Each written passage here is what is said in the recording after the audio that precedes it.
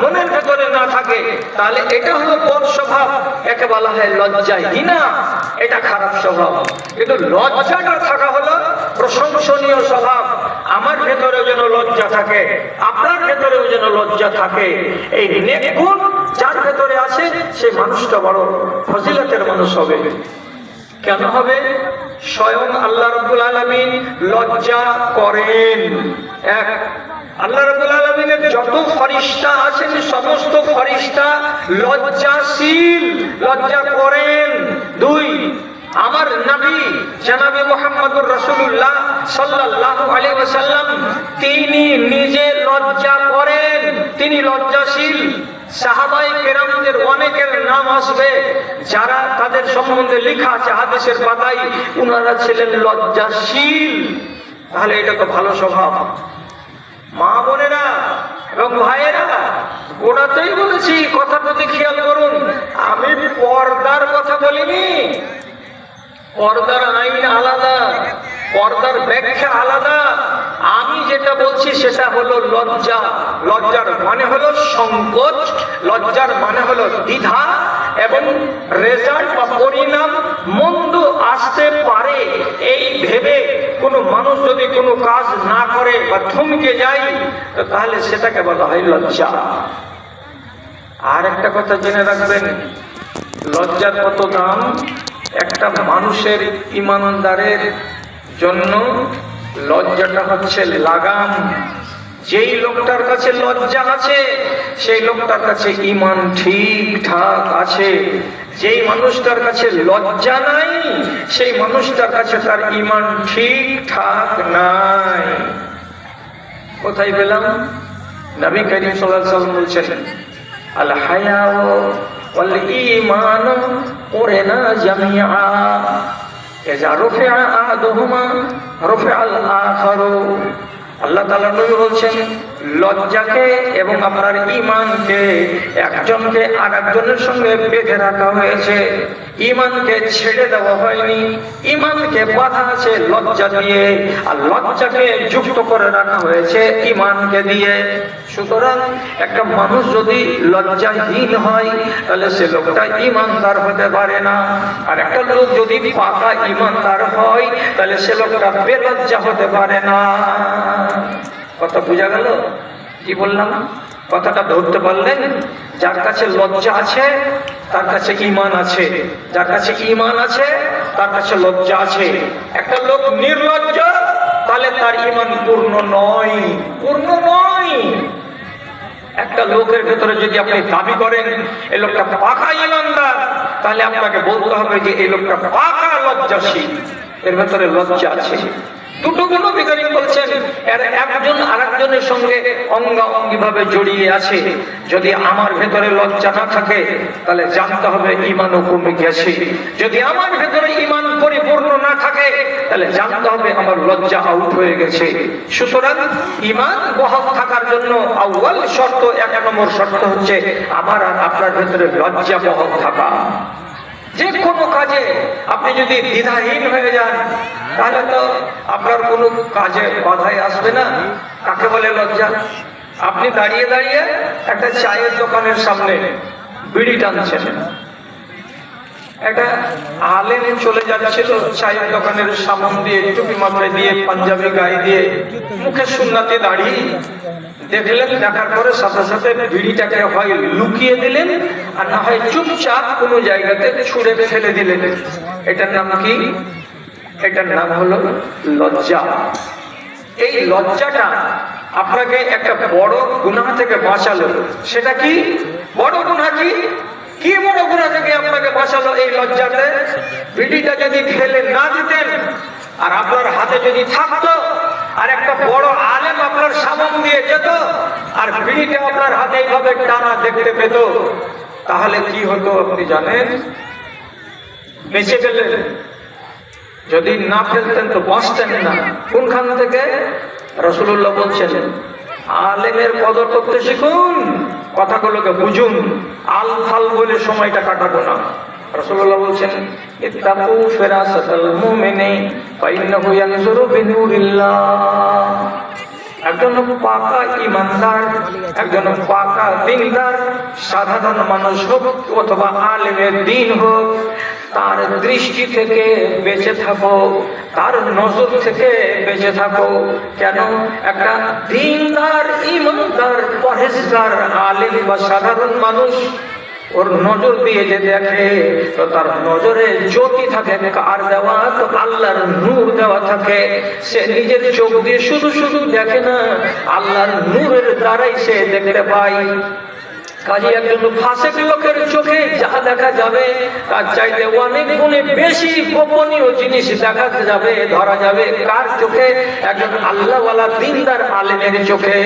সুতরাং একটা আলেম যদি কোনো ছেলের সম্বন্ধে মন্তব্য করে দেয়, এই ছেলেটা কার গো, ছেলেটা বড় বদতামিজ, এই ছেলেটা কার গো, ছেলেটা বড় বদচরিত্র, এই ছেলেটা কার গো, তার স্বভাব বড্ড খারাপ, এই বলে যদি কোনো আলেমের চোখে কোনো মানুষ একটা বদ হয়ে যায়, মন্দ হয়ে যায়, তাহলে আসলেই সে বদ স্বভাবের ছেলে, আসলেই সে মন্দ স্বভাবের লোক। কেন? যে নবীজি বলছেন, মুমিনের ফিরাসত থেকে, মুমিনের আকল থেকে, মুমিনের ফয়সালা থেকে বেঁচে থাকো। কেন? তার চোখ দিয়ে যে দেখতে পাই, সে আল্লাহর নূর দিয়ে দেখতে পায়। তাহলে লজ্জা করেছিলে তুমি, আর করে এই জিনিসটাকে যে হাত থেকে ফেলে দিয়েছিলে, তো তাতে তুমি বাঁচিয়ে নিয়েছো নিজেকে। কি করে? যে আমি বেলজ্জা বলে এই আলেমটার সামনে আমি স্বীকৃতি পাইনি, বরং আমি কি স্বীকৃতি পেয়েছি? এটা কার ছেলে? অমুকের ছেলে, মাশাআল্লাহ, ছেলেটা ভালো। কেন? যে আপনার সামনে আমি কোনো খারাপ চরিত্র দেখতে পাইনি। তাহলে বাঁচালো কি আপনাকে? এই লজ্জা। আর এই লজ্জা যদি না থাকে, আর আপনার যদি পরিণাম বলে চিন্তা না থাকে, কি বলে পরিণাম? এগুলো মুলবিদের দেখলো তো কি, আল্লাহকে বলে ভয় করি না, তখন মুলবিকে দেখে ভয় করবো নাকি? এই ধরনের যদি বেহায়াই থাকে মানুষের ভেতরে, তাহলে মাথায় রাখেন কথা, রাসূলুল্লাহ সব শিক্ষা দিয়ে গেছেন। কি বলেছেন নবী? ইযা লাম তাস্তাহি ফাসনা মা শিতা। তুমি যদি শরম না করো, তুমি যদি লজ্জা না করো, তোমার ভেতরে যদি শরম না থাকে, তোমার ভেতরে যদি লজ্জা না থাকে, তাহলে পরে তোমার মনে যা লাগবে তাই করো। কেন? যে তুমি পরিণাম বলে চিন্তা করো না, তোমার পরিণাম যে খারাপ হবে সেটা বলে তুমি ভাবো না। অতএব তোমার যখন লজ্জা নাই, তখন যাই ইচ্ছা তাহাই করে যাও, কোনো বাধা নাই, কোনো তোমাকে নিষেধ নাই। আর যারা ভাববে কি বলে? পরিণাম বলে। তো পরিণাম বলে যদি ভাবে, তাহলে পরে সে সংযমী হবে। আর সংযমী যদি হয়ে যায়, তার নাম লজ্জা। আর এই লজ্জা তাকে বেইজ্জতির হাত থেকে বাঁচাবে। ধরুন একটা নারী, কোন এক মা, কোন এক মহিলা, কোন একটা বোন গলিতে ঝাড় ঝাঁটা দিচ্ছে, ওটা দিয়ে চলে যাচ্ছিল তার বাল্যকালের বন্ধু বা সাথী। ছেলেটাকে চিনে, আমি এই ছেলেটার সঙ্গে 3 বছর লেখাপড়া করেছি। ছেলেটা তো জানে না যে চাঁদমুনির এই গলিটাতে আমার এই ক্লাসমেট মহিলাটা আছে। মহিলা নিজে আগ বাড়িয়ে বলছে, আব্দুল করিম কোথায় গেছিলা? মোটরসাইকেল থামিয়ে দিয়ে এদিকে ঘুরে তাকাচ্ছে, আর দেখার মাত্র বলছে, আরে রোজিনা তুমি এখানে? মানে বলছে, এইখানে আমার বিয়ে হয়েছে। ছেলেটা মোটরসাইকেল থামিয়ে ওখানে পা লাগালো, আর রোজিনা 1 পা 2 পা করে এগিয়ে এগিয়ে চলে গেল ওইখানে। এরা দুজন গল্প করছে। এইবার কথাটা ভালো করে মনে রাখুন, একটা মহিলা কোনো আজনাবী মানুষের সাথে বিনা কোনো প্রয়োজনে কথা বলতে পাবে না। একটা মহিলা কোন একটা আজনাবী পুরুষের সামনে মুখ খুলে দিয়ে দাঁড়াতে পাবে না। একটা আজনাবী বেটা ছেলের সামনে একটা আজনাবী মেয়ে ছেলে এইভাবে নির্জনে এক জায়গাতে দাঁড়িয়ে কোনো কথা বলতে পাবে না। এখন এই মহিলা যদি তর্ক করে, কি বলে,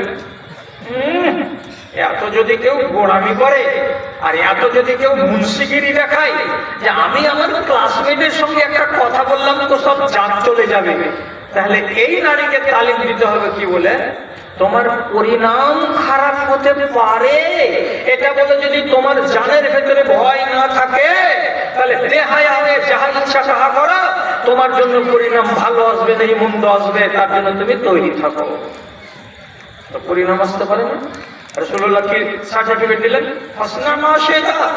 তোমার যদি মন্দ পরিণাম বলে জানে ভয় না থাকে, তো তাহলে যেমন তাই করো। তাই করো মানে কি? তুমি নিজেকে জালিল করো, তুমি নিজেকে লাঞ্ছিত করো, তুমি নিজেকে বেইজ্জত করো, এর জন্য আর তোমার ঈমান দায়ী হবে না। কেন? তোমার গোড়াতেই ভুল হলো কি যে তুমি লজ্জা করলে না। কি পরিণাম দাঁড়াবে?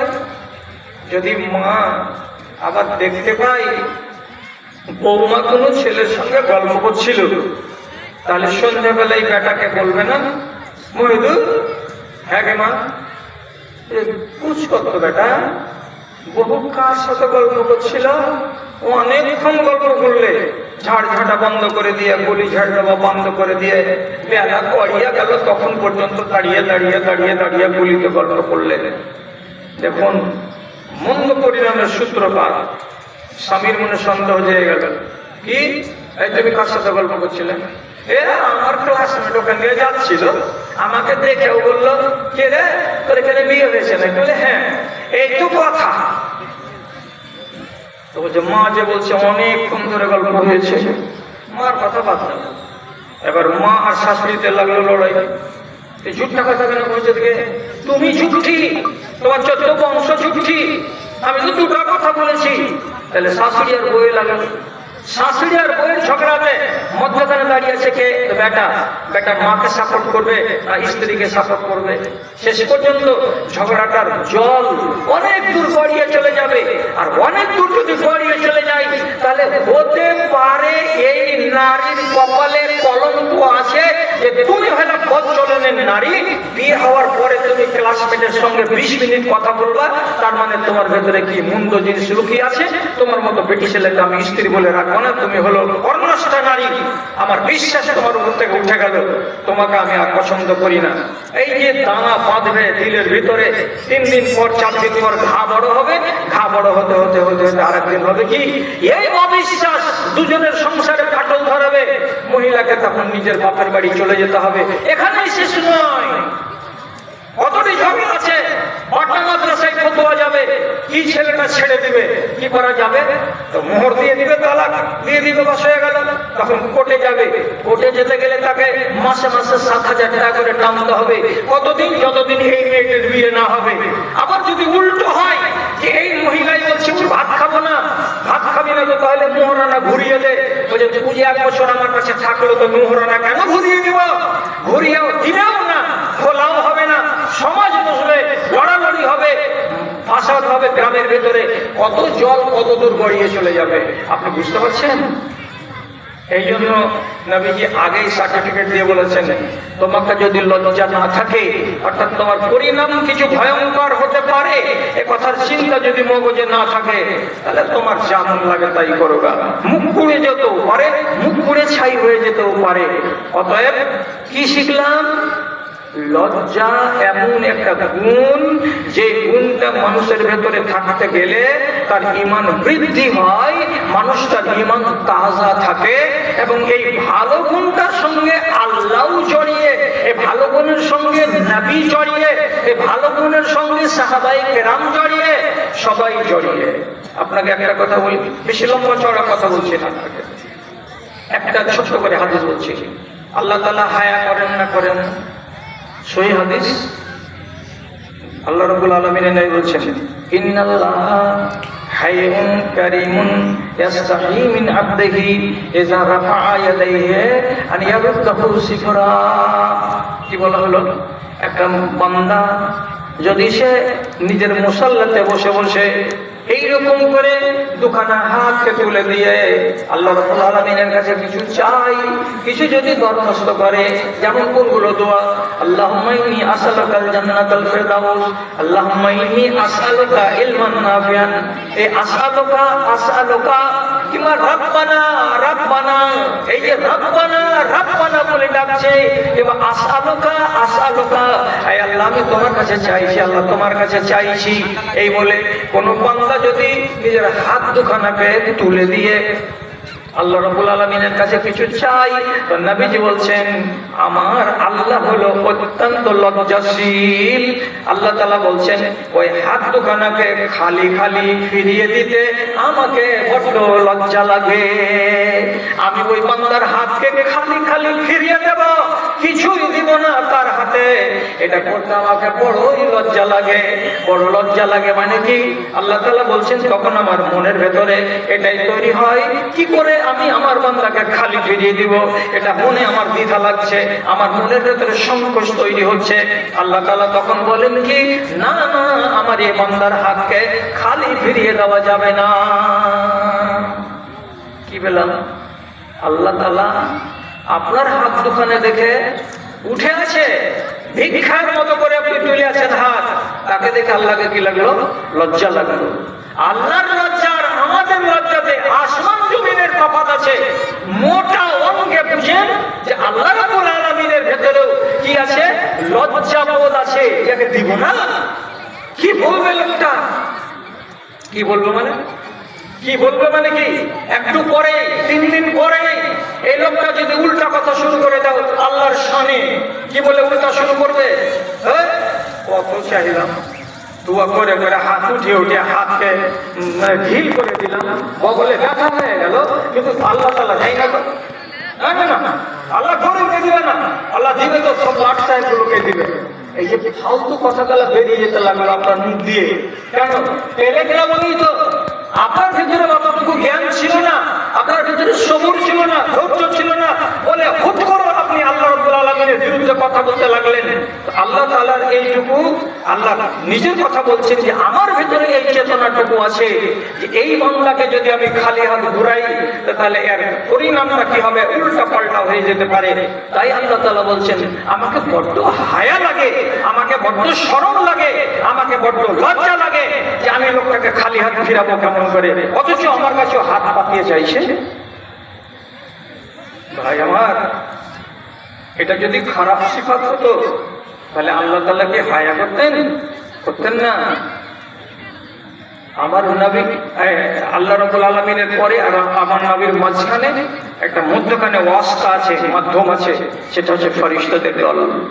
ফেরেশতারা তো পাক, এরাকে আল্লাহ রাব্বুল আলামিন খাহিশাত থেকে, মনের বাসনা কামনা থেকে একদম পুরো মাত্রায় পরিষ্কার রেখেছেন। এদের কামনা নেই, এদের বাসনা নেই, এদের চাহিদা নেই, এদের বিবি নেই, এদের বাল বাচ্চা নেই, এদের খানা পিনা নেই, এরা এগুলো থেকে পরিষ্কার।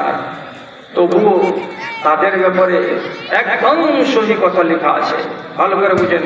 আল্লাহ ফেরেশতারা শরম করে কি করে না, আর এটা নেক গুণ কি নেক গুণ নয়। একদিন আল্লাহ পাকের নবী হযরতে আয়েশার বাড়িতে শুয়ে শুয়ে আরাম করছেন। মা আয়েশা মজুদ আছেন বাড়িতে, কিন্তু রাসূলুল্লাহ নিজের লুঙ্গিটা উঠে আছে। কত দূর পর্যন্ত উঠে আছে যে আল্লাহ পাকের নবীর হাঁটুর উপরে রানগুলোর খানিক খানিক অংশ দেখা যাচ্ছে, রানের কিছু কিছু অংশ দেখা যাচ্ছে। এতটা কাপড় উঠিয়ে রেখে নবী করিম সাল্লাল্লাহু আলাইহি সাল্লাম আরাম করছেন। এমন সময় আবু বকর সিদ্দিকের আওয়াজ পাওয়া গেল। আল্লাহ রাসূল বলছেন আসতে দাও, কে আছো বাইরে? ওকে। রাসূলের কথা শুনে আবু বকর সিদ্দিক রাদিয়াল্লাহু তাআলা ঘরের ভেতরে ঢুকে গেলেন। রাসূলের যে অবস্থা ছিল সেই অবস্থাতেই থেকে গেলেন, কাপড়কে নাড়াচাড়া করলেন না। তারপর আর 2-4 মিনিট পরে আবার ঢুকলেন। কে? হযরত ওমর ফারুক রাদিয়াল্লাহু তাআলা আনহু। যখন ঢুকে গেলেন তো রাসূলুল্লাহর অবস্থা যেমন ছিল কাপড়ের, ঠিক ওই রকমই থেকে গেল, একটু নাড়াচাড়া করলেন না। তারপরে হঠাৎ করে কড়া বেজে উঠলো, কে আছো গো? তো বলছে আমি উসমান গনি রাদিয়াল্লাহু তাআলা আনহু আছি। রাসূলুল্লাহ আসতে বললেন। হযরত উসমান যেমনি ঢুকলেন সঙ্গে সঙ্গে আল্লাহ পাকের নবী বসে গেলেন, আর বসে যাওয়ার পরে নিজের লুঙ্গিটাকে হাঁটু থেকে নিচে নামিয়ে নিলেন, নিয়ে পুরো পাটাকে ঢেকে দিলেন। যখন এই দৃশ্যটা মা আয়েশা দেখতে পেলেন, তখন আদবের সাথে নবীকে জিজ্ঞেস করে বলছেন, আমার আব্বা যখন বাড়িতে ঢুকলেন তখন আপনি হাঁটুটাকে খোলাই রেখে দিলেন, ঢাকলেন না। হযরত ওমর যখন বাড়ির ভেতরে ঢুকলেন তখন আপনার রানটাকে খোলা রেখে দিলেন, ঢাকলেন না। এবং হযরত উসমান গনি যখন ঢুকলেন তখন তাড়াহুড়ো করে নিজের রানটাকে, নিজের হাঁটুর উপর কাপড়টাকে কেন আপনি ঢেকে নিলেন, কেন আপনি নিজেকে সোজা সাপটা করে নিলেন? কি ব্যাপার? ওই দুজনের বেলা পা ঢাকলেন না, হাঁটু ঢাকলেন না। আর উসমান গনি যখন এলেন তখন আপনি তাড়াতাড়ি করে হাঁটুকে ঢাকছেন, রানকে ঢাকছেন, পাকে ঢাকছেন। এর মানেটা কি বুঝতে পারলাম না আমি। নবীজি কি বলছেন? আয়েশাকে জবাব দিয়ে বলছেন, কাইফা লা আস্তাহি মিন রাজুলিন ইয়াস্তাহি মিনহুল মালায়েকা। ও আয়েশা শোনো, আমি কি করে ওই মানুষটাকে দেখে শরম করব না? আমি এই লোকটাকে দেখে কেন শরম করব না? যে লোকটাকে দেখতে গেলে আল্লাহর ফেরেশতারা ঝাঁকে ঝাঁকে আসে এবং শরম করে, আল্লাহর ফেরেশতারা লজ্জা করে। কাকে দেখে? তো উসমান গনিকে দেখে। তো তাহলে যে মানুষটাকে দেখে আল্লাহর ফেরেশতারা শরম করে, ওই মানুষটাকে দেখে আমি নবী মুহাম্মদ কেন শরম করব না? এই জন্য উসমানের বেলায় শরম করে নিজের রানটাকে ঢেকে দিলাম, লুঙ্গিটাকে আমি নিচে নামিয়ে দিলাম। তাহলে হযরত উসমানের সম্মানার্থে আল্লাহর ফেরেশতারা কি করেন? লজ্জা করেন, আল্লাহর ফেরেশতারা শরম বোধ করেন। কি বুঝতে পারলাম? হ্যাঁ, এই ভালো চরিত্র বলেই এই সিফাতটা, এই গুণটা কার ভেতরে আছে? আল্লাহর ফেরেশতাদের ভেতরে আছে। অন্য এক হাদিসে আছে, নবীজি একদিন রাতের বেলায় খেতে গেলেন, বাকিতে গেলেন কবরস্থানে। তো বাকি কবরস্থানে গেলেন, সেখানে গিয়ে দোয়া মাংলেন কবরবাসীদের জন্য। তো লম্বা চওড়া হাদিসের একটু শর্ট কথা বলি, শর্ট যেটুকু আমার নেওয়ার আজকের মতো সেটুকু এই। হযরত আয়েশা পিছনে পিছনে চলে গেছিলেন, দিয়ে দেখতে গেছিলেন যে রাসূলুল্লাহ কি আমার বাড়ি বাদ দিয়ে অন্য কোনো বিবির বাড়ি চলে গেলেন নাকি। তো দেখছেন রাসূলুল্লাহ এখানে দাঁড়িয়ে দাঁড়িয়ে দোয়া করছেন। তারপরে যখন রাসূল বাড়ির দিকে রওনা হয়েছেন, হযরত আয়েশা বাড়ির দিকে রওনা হয়ে গেছেন।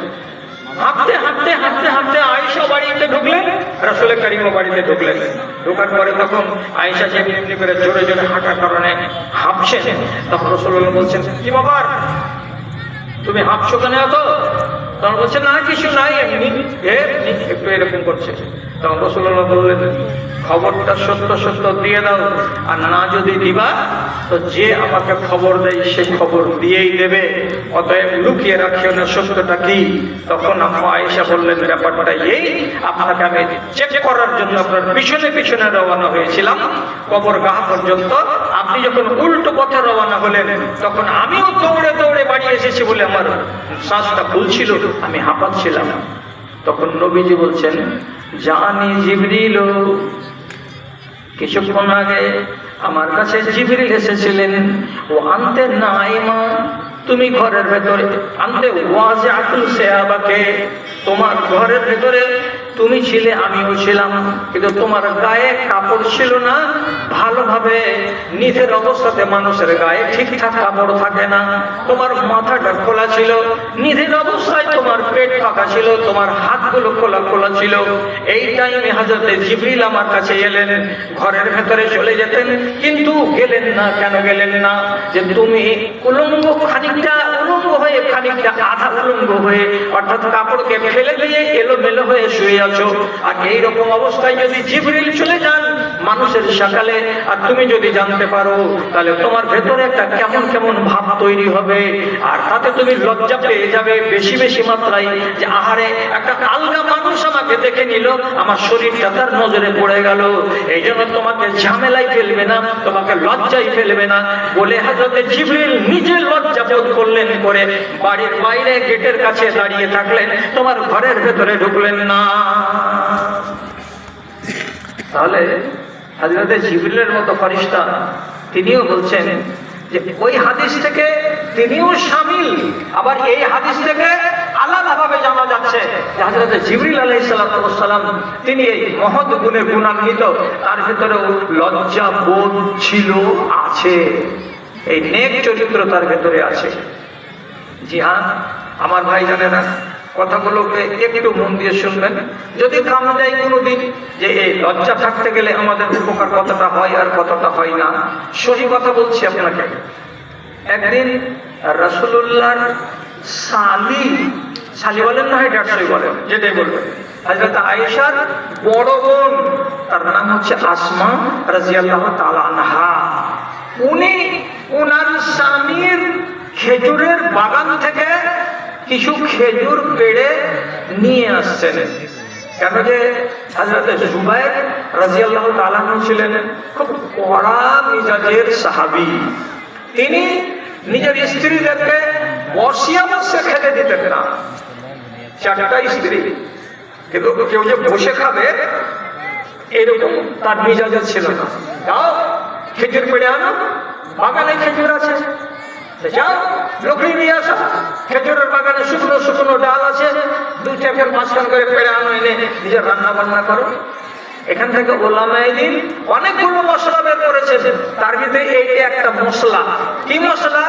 যে আসমা রাদিয়াল্লাহু তাআলা আনহা বাড়ি ছেড়ে 1 কিলোমিটার 1.5 কিলোমিটার দূরে স্বামীর বাগান থেকে খেজুর পেড়ে মাথায় করে চলে আসছেন বাড়ি। তাহলে এবার প্রশ্নটা হলো, মেয়ে ছেলে পেলে কি নিজের গলিতে গরুর নান্দে পানি দিতে পারে? মেয়ে ছেলে পেলে কি তার স্বামীর থাকতেই গলিতে গরুর নান্দে চারা দিতে পারে? হয়তো কোনো কোনো মৌলভী সাহেব বলে দিবে মদটা বাড়িতে বসে থাকবে আর বেটি ছেলেটা গলিতে গরুকে পানি দিবে, গরুকে চারা দিবে। কেন? মেয়ে ছেলের বাইরে আসা যায় না। আরে ফলস কথা, এটা একেবারে ফালতু কথা। স্বামী যদি তার চায় যে আমার স্ত্রী এই কাজটা করবে, সে জানে, অথচ সে হুকুম করছে নিজের স্ত্রীকে যে যাও গলিতে তুমি গরুর নামে চারা দিয়ে আসো। স্ত্রী যদি চারা দিয়ে আসে পর্দার সহিত, 1 পয়সা ক্ষতি নাই। কেন? বাড়ি থেকে 1 কিলোমিটার 1.5 কিলোমিটার দূরে খেজুরের বাগান থেকে খেজুর পেড়ে আনছেন কে? হযরত জুবাইরের স্ত্রী আসমা রাদিয়াল্লাহু তাআলা আনহা। কাজের কথাটা কি?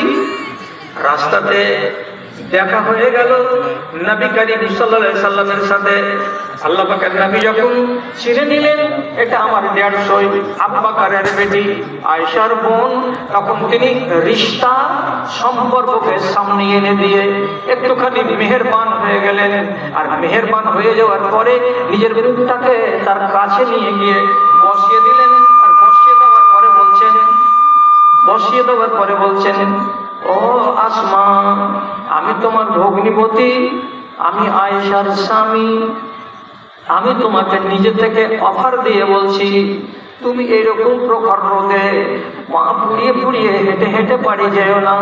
আমি উটটাকে বসিয়ে দিলাম, তুমি এইবার আমার উটের উপরে বসে যাও, আমার পিছন দিকে সবার হয়ে যাও, আমি তোমাকে তোমার বাড়ি পর্যন্ত পৌঁছে দিয়ে চলে আসবো।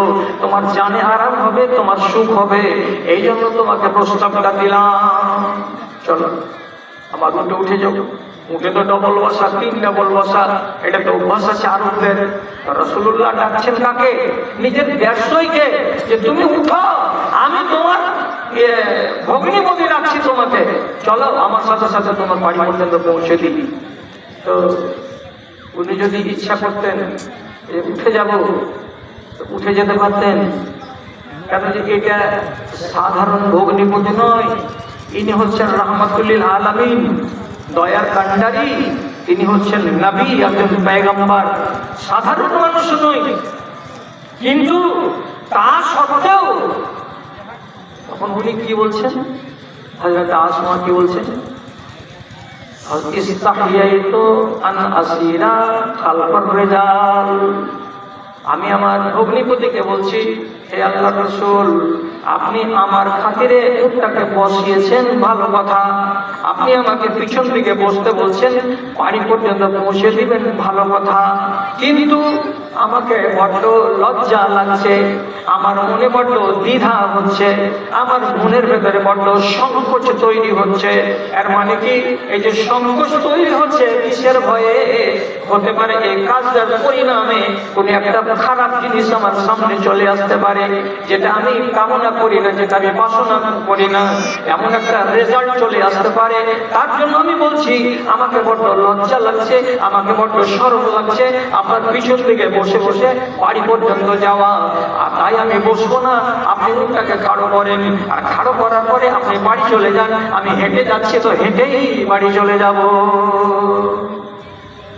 আচ্ছা, ওনার জানেন হায়া চলে এলো। হায়ার কি মানে বলেছিলাম, পরিণাম কিছু একটা অশুভ হতে পারে, এরকম মনের ভেতরে চিন্তা যদি তৈরি হয়, আর এই জিনিসটার কারণে কেউ যদি কোনো কাজকে বন্ধ করে দেয়, রহিত করে দেয়, বাদ দিয়ে দেয়, এটার নাম হলো কি? পর্দা। এটার নাম হলো, মানুষের ভেতরে যে তৈরি হচ্ছে, এটার নাম হলো হায়া। হযরতে আসমা কি ভাবলেন মনে মনে, আচ্ছা আমার পরিণামে কোনো মন্দ কিছু দেখা দিতে পারে? পারে না দেখা দিতে? নিশ্চয় দেখা দিতে পারে। কেমন? মানুষের মন্দ যদি ভগ্নিপতির পিছন দিকে বসে 4 পা 5 পা 10 পা করে যদি এগোতে এগোতে চলে যায়, তিনটা লোক যদি আড়াল থেকে বলে, হাজির শালির সাথে কত ভাবছে, এমন যদি একটা বাজে কথা কাউরে মুখ থেকে বেরিয়ে যায়, আপনি গ্যারান্টি দিতে পারবেন 1000 মানুষের মুখ সবটি একরকমের? এটা কোনোদিন নয়। আপনার আর আমার মনের ভেতরে ইবলিশ শয়তান মাঝে মাঝে টোকা দেয়। না হলে রাসূলুল্লাহ ইতিকাফে আছেন আর দেখতে গেছেন একটা বিবি, সেই বিবি ইতিকাফ থেকে রাসূলুল্লাহর সাথে দেখা করে বাড়ি আসছেন, তো রাসূল ওই বিবিকে 4 পা 5 পা করে এগিয়ে দিচ্ছেন বাড়ির দিকে। তো রাসূল যে আঁধারে, ঝুকঝুকে আঁধারে একটা মেয়ে ছেলেকে সাথে করে যে পাশাপাশি হাঁটছেন আর চলে যাচ্ছেন, এরই মধ্যে একটা লোক এদিক থেকে এদিক চলে যাচ্ছিল, চলে গেল, সাথে সাথে রাসূলুল্লাহ ওই লোকটাকে সঙ্গে নিয়ে বলছেন, শোনো শোনো শোনো, লোকটা কাছে আসো। তো রাসূলুল্লাহ ওই লোকটাকে ডাকলেন, কেন দেখে আবার কি বলছেন? লোকটা যখন কাছে এলেন, রাসূল বলছেন,